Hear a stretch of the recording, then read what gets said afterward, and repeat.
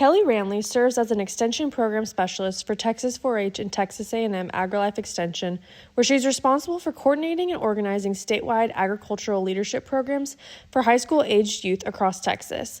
In this role, she also oversees Texas 4-H horse validation and is on the leadership team for the Texas State 4-H Horse Show.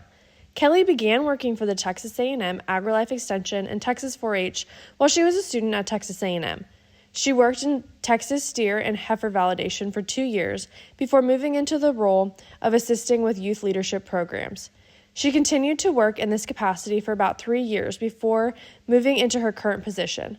Kelley recognized her love for agriculture and the Western way of life at a very young age. She grew up showing livestock and rodeoing, but really found her niche in the horse world while attending college at Texas A&M University. Kelley obtained a Bachelor's of Science in Animal Science with a minor in Business Administration at Texas A&M before going to complete her Master of Agribusiness, also at A&M University. While completing her degree, Kelley was a member of the Texas A&M Ranch horse team for 4 years, which uncovered her deep love for reined cow horses. In her spare time, Kelley also enjoys working with livestock and hay producers to maximize profitability on their pastures, serving at her church and watching Aggie sports. Please help me welcome Kelley to the Ag Chicks podcast.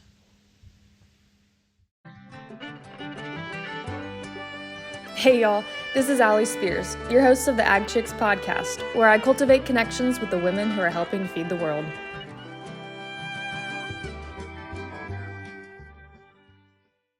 Well, I am very excited to have you on today, Kelley. I have had the opportunity to work with you, obviously, over the past couple years with our main gigs, I'm going to call it, because then I know you have a lot of other things going on as well. But it's been so fun to work with you and get to know you over the past couple years. And I'm really just excited to dig in a little bit deeper about who you are and the incredible woman in agriculture that you are. But I want to start the episode off by saying congratulations on Cowgirl 30 Under 30, because that is a huge accomplishment. And how was the weekend? Oh my gosh, it was so cool. Thank you for having me. I'm so excited. I listen to this podcast all the time, of course, so I was excited to get to be on it. So that's awesome for me. But no, the 30 Under 30 weekend was incredible. Far surpassed any expectations I had. I mean, you went through it too. You know, it's the sponsor support and the people at Cowgirl Magazine. I mean, they're just incredible. It was so fun. So great to meet the other 29 girls. I had a blast. Yeah, no, I can definitely relate to that. I feel like same kind of thing. Didn't have any expectations or like know what to expect, but whatever those expectations might have been far exceeded. Like it was just such a cool weekend. So I'm so glad that you got to experience that and meet all of the other incredible ladies in your class. But let's start from the beginning, if you're okay with that. Where did you grow up? Yeah, so I grew up in Troy, Texas, which is a tiny town south of Waco, about 30 minutes. It was way smaller then than it is now. It's growing a lot, being that close to Waco and Temple. But grew up showing livestock and rodeoing. I got my first horse at about 10 years old. Started showing as an 8-year-old in 4th grade, I think. So yeah, just kind of grew up loving animals and livestock and horses especially. My parents weren't involved in it when we were young, super young, but they were before going and in college. Before going to college, in college, really kind of right up until they had us, they were very involved. They both grew up showing livestock too, and both worked on a ranch in college. So I always kind of say it's in my blood. Even though we didn't have it when I was super young, they were, super passionate about it. So it was kind of default that I had to be too, and I was okay with that. I loved it. That was hands down the one thing I wanted to do. I was not good at sports. I was not good at creative, arts or anything like that. It was definitely being in the barn. So yeah, I loved growing up in Troy. It's a little bitty town, but lots of great people there. And so yeah, that's where it came from.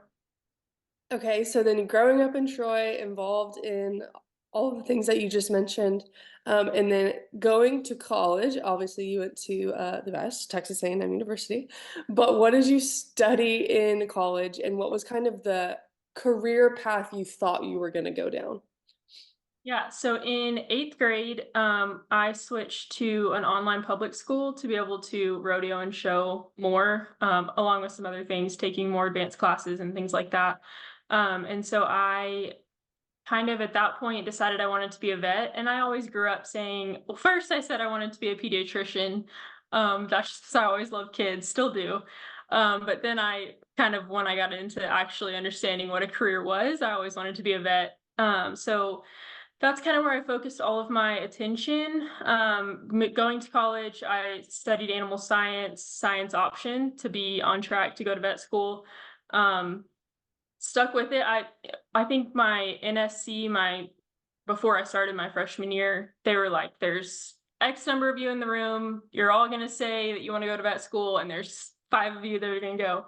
And I was like, "Well, I will be one of them." That I had that stubborn personality, but they were right. I got about 4 semesters in, and decided that the science was not my favorite part. I loved animal science, but I didn't like the other science that went with animal science. So, um, but at that point, I was too late to get out of all of the things that I had already done. So chemistry, I had to take 6 semesters of chemistry and I was already 4 in. So changing all of those to electives wasn't a good idea at that time. So I did stay animal science, science option, but just changed my focus. At that point, I didn't really know what I wanted to do. Kind of talked about pharmaceutical sales for quite a while.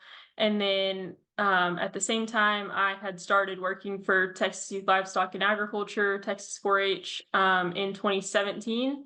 And so kind of keeping my sights set on pharmaceutical sales, but also really enjoying extension and kind of growing in that role. Um, I I think I would say I didn't know what I wanted to do until I graduated. Definitely with my undergrad, but even into grad school, I was still kind of on that discovery path. So finished undergrad animal science. I had a minor in business as well. Really liked the business classes, so I went to a joint program between Mays Business School and the College of Ag, to do a Master of Agribusiness for a year and a half. So I finished that in December of 2021. I loved that program too. It was kind of starting. I started at the beginning or at the end of COVID, beginning of when everything was kind of clearing out. So it was an interesting experience. It wasn't. It was supposed to be all obviously in person, but it turned out to be half online, half in person. So, but still, great program. Loved the people I met in grad school. While I was in grad school, I kind of took over more of the leadership programming role at TYLA. And then just I honestly don't know how it happened, but it just turned into maybe this is a career and this is what I want to do. And it took a lot of time for me to kind of come around to that because it was so different from what I had considered growing up and especially going through undergrad. But I'm so thankful that that's what I chose to do. This, but we were creating a position kind of as I was in grad school, finishing up grad school, and thankfully all those cards aligned. The position was ready in January of 22, right when I got out of grad school and was ready to do a full-time job.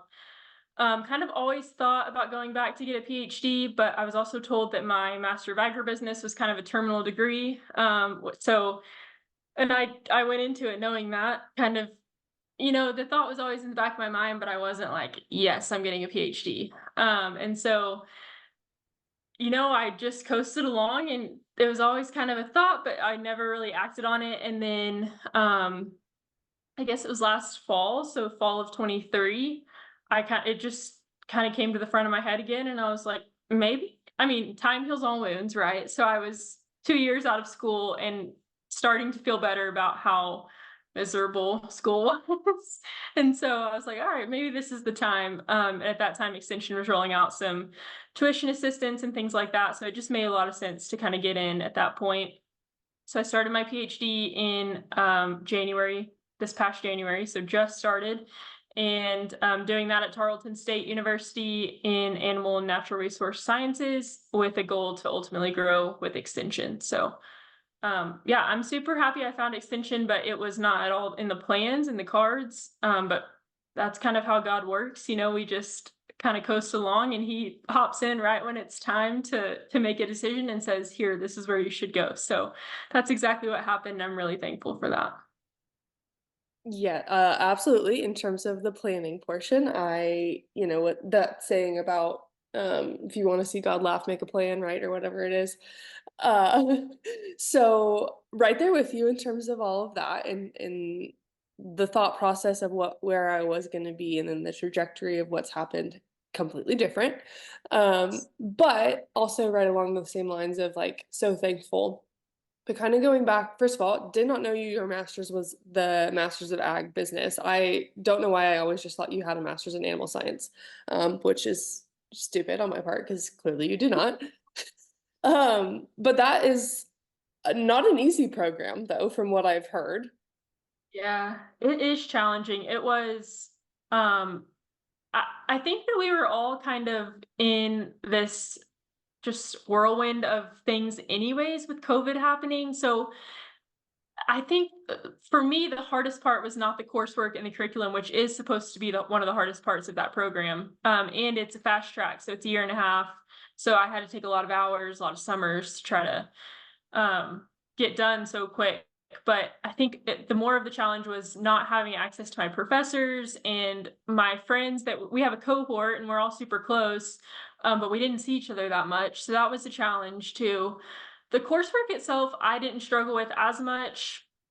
I completely contribute that to having done a minor in business, just because I was aware the business classes is what's so hard for a lot of people coming into that program, because obviously they're upper level, they're graduate classes.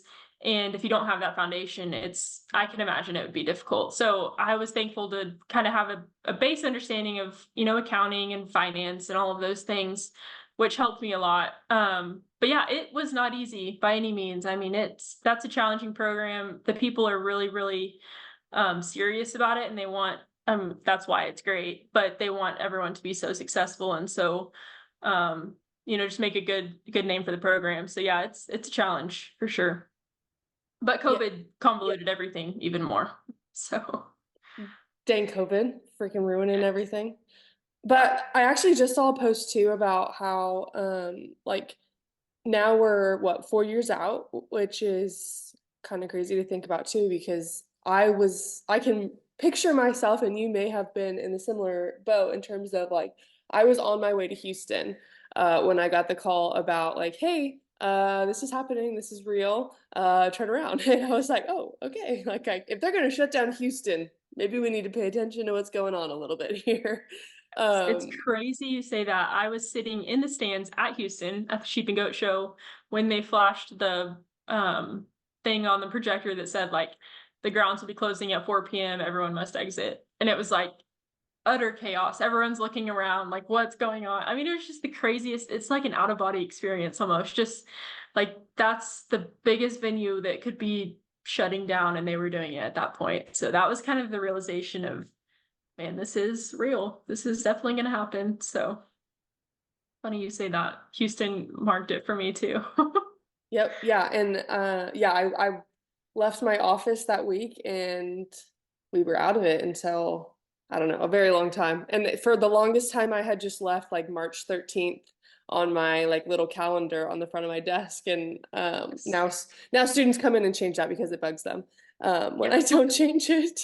But yeah, Yes. that was it, which is crazy to think about that it was this week. Um Sure. but I think there were some good things that came out of it too. In just terms of like, for me, I mean, it started the podcast, it kind of Yeah. changed my career path, everything like that. Which this is not a COVID episode, so we don't need to get into that.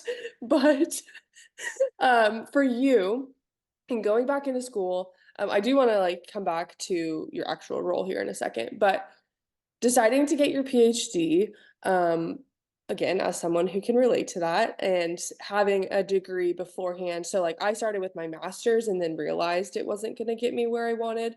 But you having a master's that maybe wasn't as research focused, how do you feel, or how, like, what has been the mindset around like the research aspect of the PhD degree for you? Yeah. I've always said I hate research, and I've just been super upfront about that, and that was one of the biggest things, one of the biggest reasons I didn't want to get a PhD. Was not the time or the work it would take, but just I don't have any passion, inclination to do research. So that has been a challenge. And then now being in a research heavy animal science program, I've had to figure out I've kind of restart. I'm like doing a master's and a PhD at the same time, trying to figure out, how do I write a proposal? How do I defend a proposal? How do I write a dissertation? Like, it's just going to be so many things that I'm not familiar with than most PhD students would be. But I've gotten to have a lot of freedom in picking my projects, and I think that's going to save me, honestly, because I'm so interested in what I'm doing research on. And I'm able to connect it to the work that I'm doing at TYLA, and just I'm passionate about what those projects entail and what could come out of the research that's done there. So I think that's going to save my life, honestly. I'm not just getting it on someone else's project that I'm not crazy passionate about. So I think that will be the ticket. I'm hoping that's the ticket to just getting through this thing. But yeah, it's a challenge. Research is a beast for sure. No, I think that's the right approach, and that was kind of my thought process too, is like I don't like research at like I didn't even know really what research was going into my PhD, which is crazy to think about, and I can't believe I'm saying that out loud. But I think having a passion for what you're focused on really does make the difference, especially in the not so fun part of it, like the proposal writing and all that kind of stuff when you're trying to figure things out. Um, and so what I know you mentioned a little bit about what your focus is going to be in. Do you have any thoughts on what your project might be? Yes, so I'm going to be looking at the State 4-H horse project. Well, the whole project as a whole, but then also the State 4-H horse show is a part of that. And then just how we can get more youth involved in the horse project. So that'll be one of them. My second one will be creating, hopefully, a leadership academy at Tarleton that kind of mirrors what we do with our equine ambassadors at TYLA. So I'm obviously comfortable in that space and excited about that, but I do look forward to kind of making some tweaks and doing some cool stuff that we can do with college students that we couldn't do with high school students. So that'll be cool.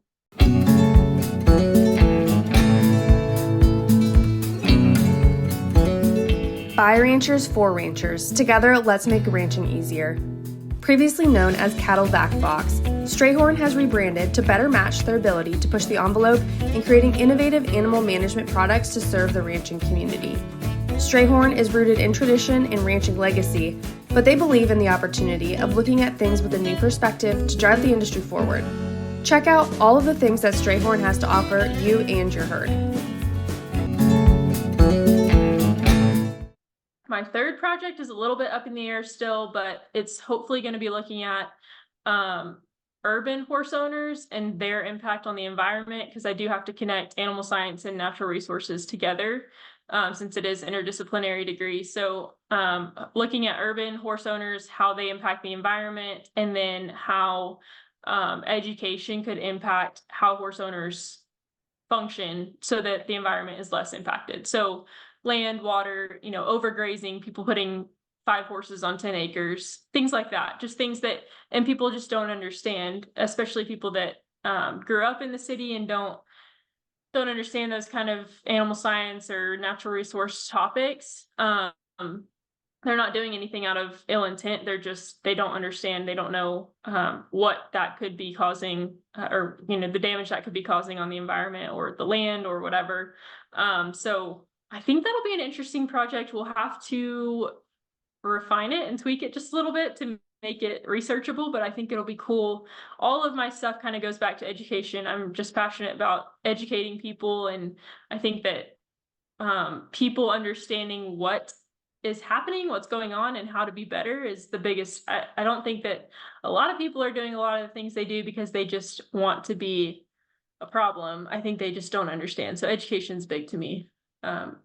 Obviously with youth, but then also with adults. Right. Yeah, no, huge. Education is, I think, a challenge that we in agriculture are going to continue to face.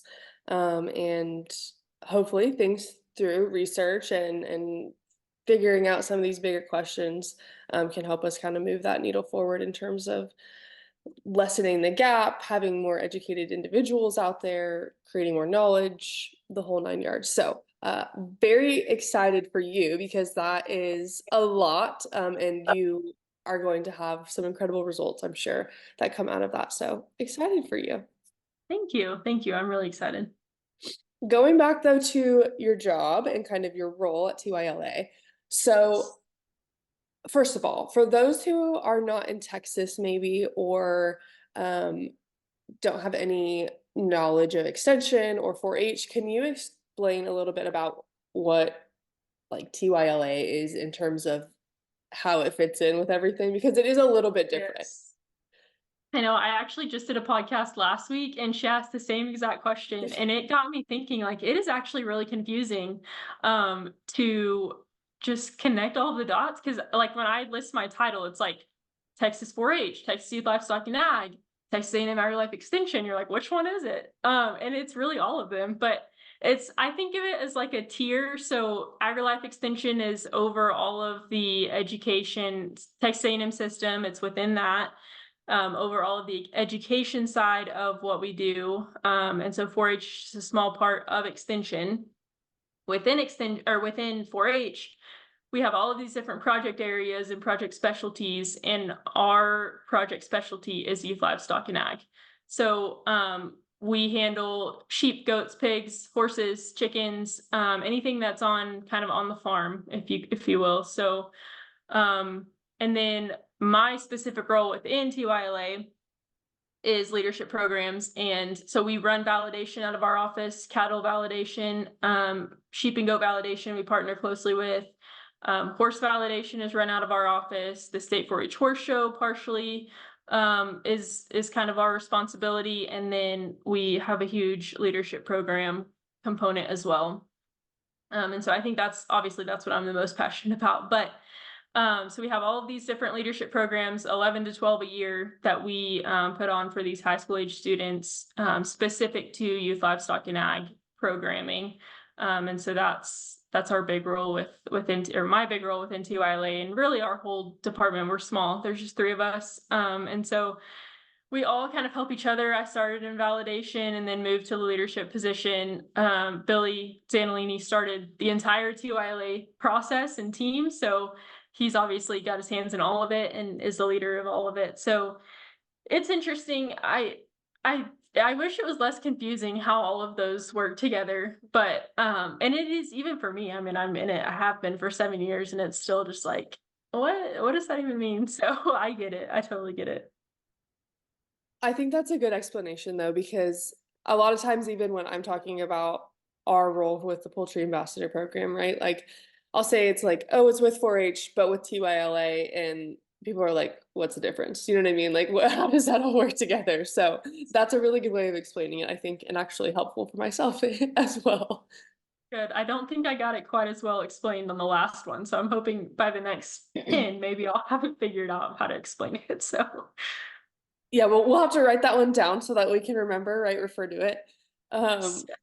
But so, okay, so that being said, so I know like Billy Zanolini, like he started the TYLA program, and then how far in did the ambassador program come? Like, was that something that he started? Was that something that you helped initiate?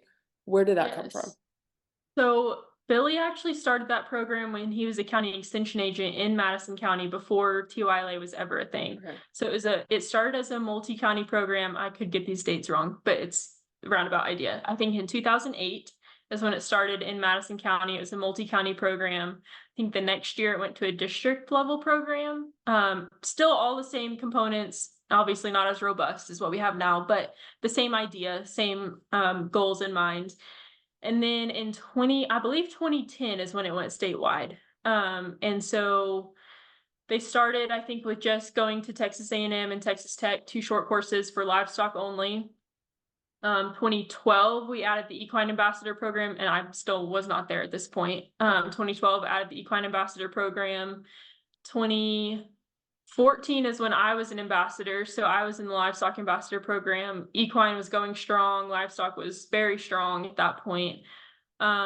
2016, they took their first international experience, which I was on as a student, actually, to Argentina, which I think was really, that was monumental for them. And again, I'm still a kid, so not there yet in the picture, but that was a really cool experience. And I think that kind of turned the tides of like, this is gonna be something really, really special. So 2017 is when I graduated in 2016. 2017 is when I got hired on in validation and kind of continued helping with the ambassador programs, just now on the leadership side. So before I was like a student mentor and all of the different things. I went through all the phases that we have. So I've been involved with the programs literally since 2014, but started helping on the leadership side in 2017. Just doing little stuff, nothing crazy. And then went strictly to the leadership program assistant side when Lauren Burforth graduated with her master's and moved on. And so we my sister and I moved into that position together. We took on a full-time position and split it in half and started to do that. So we added our Kingsville Livestock Ambassador short course in 2019. 2020, everything changed. And then going back, we kept it going, but it looked different for quite a while. Continued to go international in the even year. So 18, they went international again. And then in 2020, we were supposed to go to Australia, couldn't make it. Fast forward to 2023, we finally got to go on that Australia trip, which was incredible. And then in 2022, right, we added the Poultry Ambassador Program, which has been the best addition. So much financial support for that program, which is incredible to see the industry kind of rally around us on that one.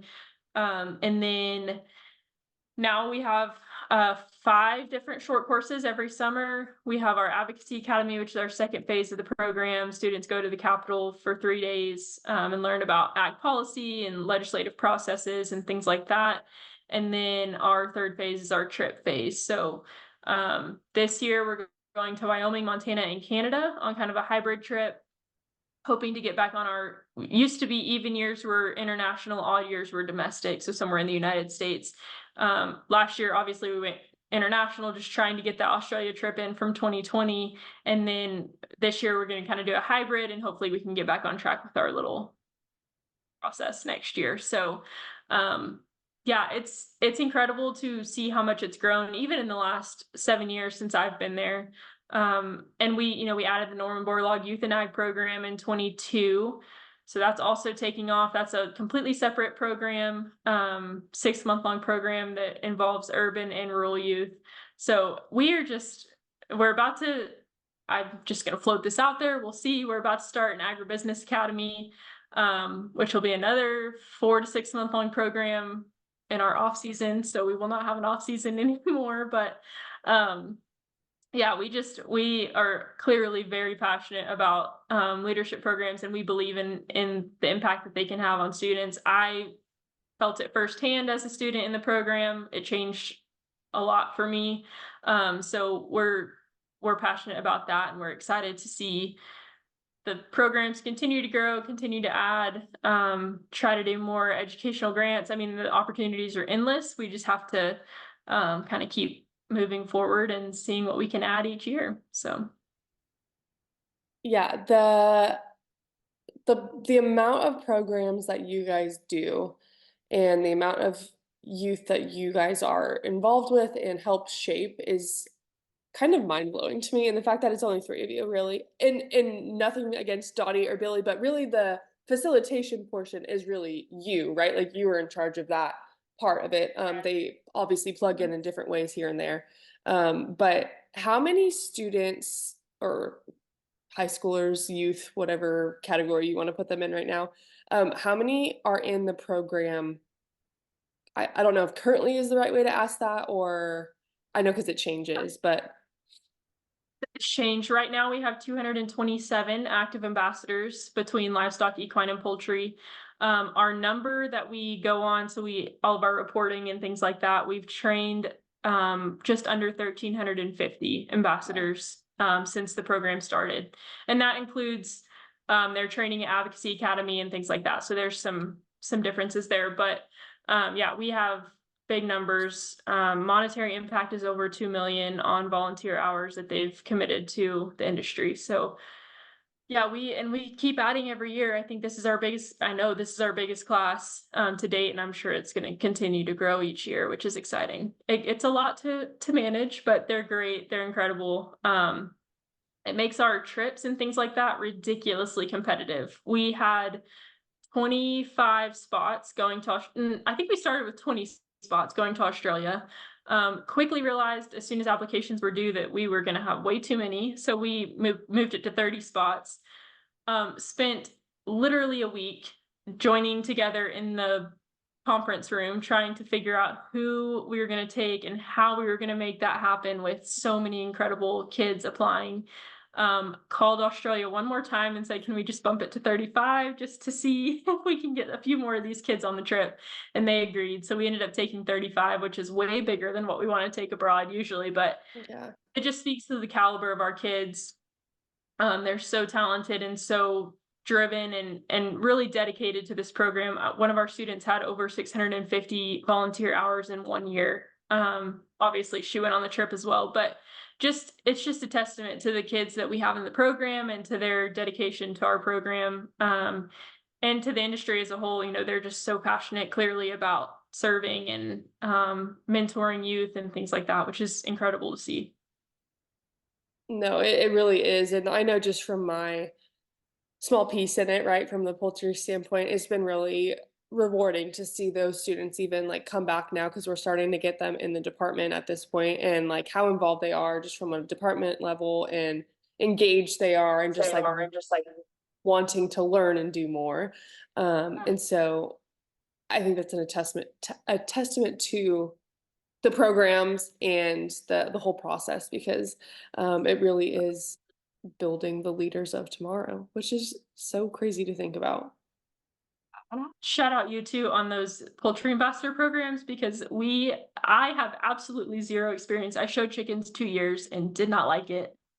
No experience in the poultry deal, and neither does Billy and Dottie really. So clearly all of the success of our poultry ambassador programs, which is huge and monumental, that's the only program we offer educational grants in, which is incredible, credited to you. So seriously, we could not thank you enough. You make my job with that program incredibly easy.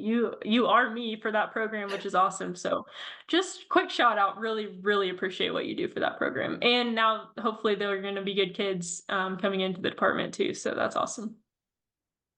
Well, thank you. It would not have been possible without your guys' assistance either. So it's a good working relationship, I would say. And we have a good time during that week for sure. Yeah, we have a blast. Okay, so many things that you've got going on, and you've got freaking brands going in the fires all the way around. What, and this is something I'm even just like personally, I'm curious about, because I've been dealing with this new level of burnout that I've never experienced before in my life. How do you like keep moving forward? Like, how do you, and I don't want to say balance it all, because I feel like who really has balance at this point in their lives, right? But like, what is your clarity, or like what just kind of keeps you going, I guess? Man, that is a great question, and I struggle with that every single year. Not because like you could not put a job in front of me that I would love more than what I do right now, which is huge. But even at that point, loving it as much as I do, traveling for 10 weeks out of the summer, just the summer alone, not to mention the rest of the year, is absolutely exhausting. There is no sugarcoating that. It just is what it is. But I think the people that I'm around, so Dottie and Billy are huge for that. If I was working for anybody else, I wouldn't make it, I don't think. So that is huge. But then just the kids, they are all so thankful. And it's the thank you notes you get at the end of the summer. You just look back on, you know, what you've done in 8 weeks, and it just kind of brings you back down to earth. Like, you're making an impact. I know it's hard. Everything's hard though. So you might as well kind of lean into this. And two, I think for me, it helps that I'm young and I can commit literally my entire life to work. And I don't think that would be the case for someone that has a family, just because it's so, there's so much of a time commitment associated with what we do. But yeah, I'm still figuring out the burnout situation. I mean, I've never felt burnt out, but I've always felt just exhausted. And I think that those kind of go together at some point. So, um, that's going to be, I think, a challenge for the rest of my career with extension. And especially in this position, just trying to figure out how do you find that, like you said, balance between work and still taking that time for yourself and for your family and, um, a summer vacation here and there. It's a challenge. Friends, it's definitely a challenge, but I think the people you're around, the people that kind of rally with you when times are tough is what makes the difference. And then just seeing the impact, doing something impactful, something you believe in, is crucial for me.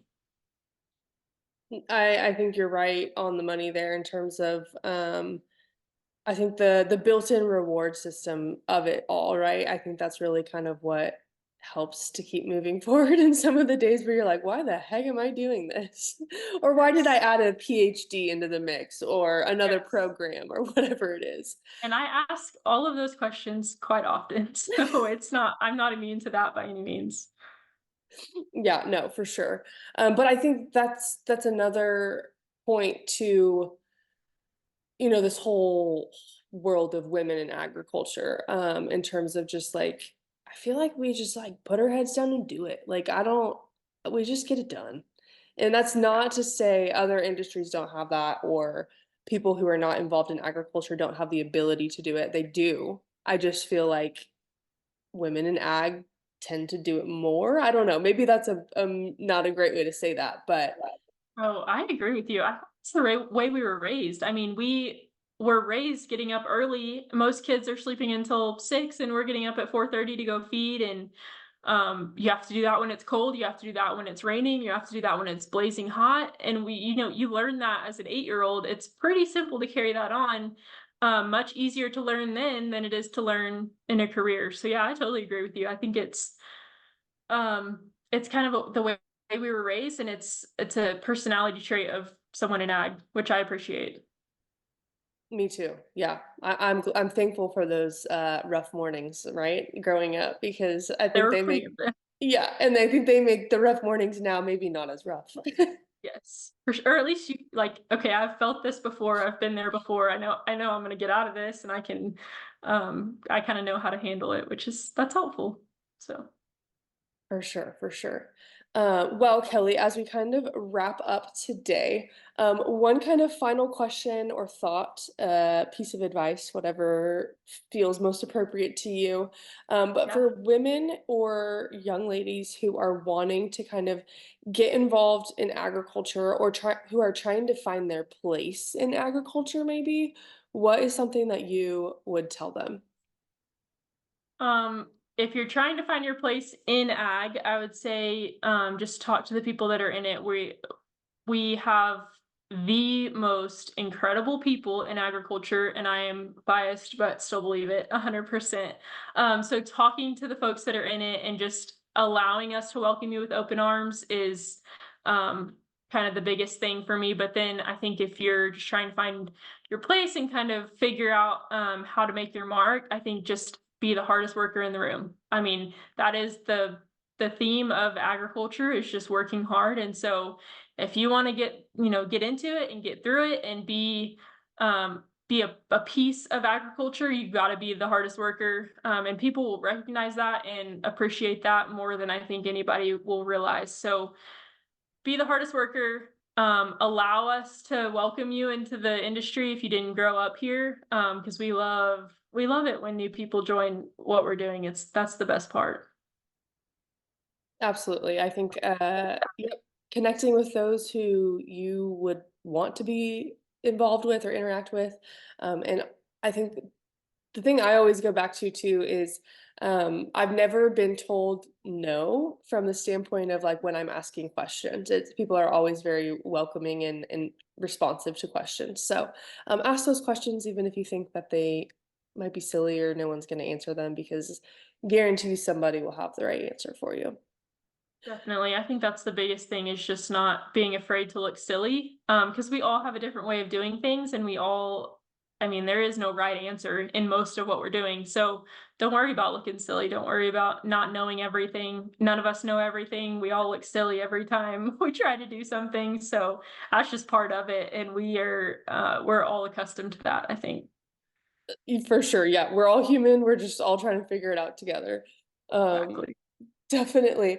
Well, Kelley, as we wrap up, is there a good way for people to contact you or reach out to you if they are wanting to connect? Absolutely. So I am on social media. I'm not great at it, but I am on it. Facebook, Instagram, LinkedIn, but then always welcome to email me. Allie, if you could put my email in your little podcast deal, that would be great. People can email me anytime. I love to talk on the phone. I mean, just any way I can help is I'm happy to do that. So yeah, connect with me on social media. I'd love to follow and kind of just see what everyone's up to. Yep, for sure. And I will definitely put Kelley's email in the show notes. Well, thank you, Kelley. This has been so fun. And I even learned more stuff about you that I didn't know before.